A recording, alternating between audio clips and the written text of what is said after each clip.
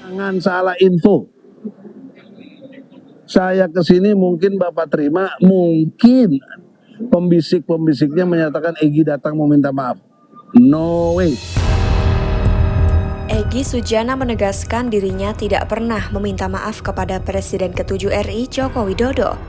Pernyataan itu dilontarkan setelah dirinya bertemu dengan Jokowi di Solo pada Kamis 8 Januari 2026 sebelum Jokowi mengajukan restoratif justice ke Polda Metro Jaya yang berakhir dengan terbitnya surat perintah penghentian penyidikan SP3 untuk Egy. Bandara Soekarno-Hatta sebelum terbang ke Malaysia, Egy menjelaskan tujuannya ke Jokowi bukan untuk meminta maaf. Ia menyebut dirinya tidak pantas menjadi tersangka karena statusnya sebagai advokat yang harus tetap patuh pada undang-undang dan karena ia lebih dahulu melaporkan Jokowi sebelum akhirnya dilaporkan balik. Dalam pertemuan itu, Jokowi disebut menanyakan langkah apa yang harus dilakukan terkait kasus tersebut. Egy menjelaskan bahwa dari situ muncul ide restoratif justice. Ia memohon perintah dari Kapolri ke Kapolda, Kapolda ke Dirkrimum untuk cabut cekal dan mengeluarkan SP3 untuk dirinya. SP3 resmi kemudian diterbitkan pada Kamis 15 Januari 2026 sore setelah seluruh proses restoratif justice selesai. Jangan salah info. Saya kesini mungkin Bapak terima, mungkin pembisik-pembisiknya menyatakan Egy datang meminta maaf.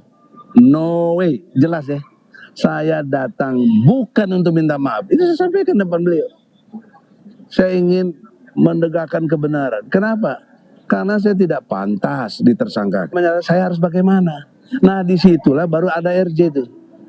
Saya minta perintah Kapolri kepada Kapolda, Kapolda kepada Dirkrimum, cabut cekal saya dan SP3-kan saya.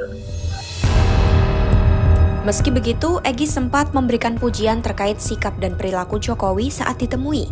Ia menilai Jokowi menunjukkan akhlak yang baik dan bersikap terbuka dalam menyikapi kasus tersebut meskipun merasa difitnah oleh tudingan yang pernah dilontarkan.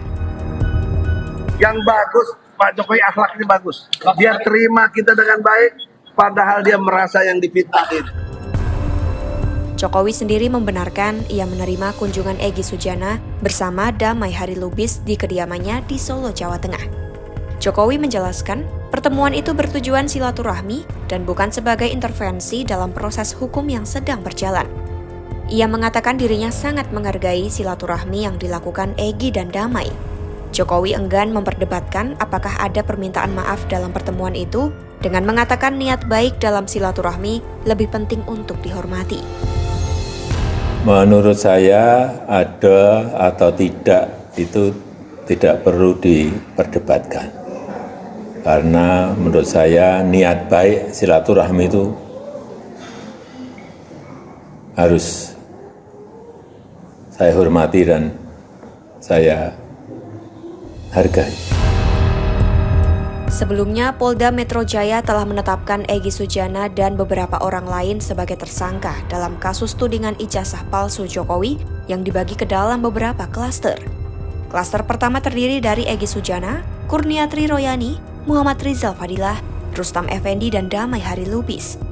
Sementara itu, klaster kedua meliputi Roy Suryo, Rismon Hasiholan Sianipar, dan Tifauzia Tiasuma.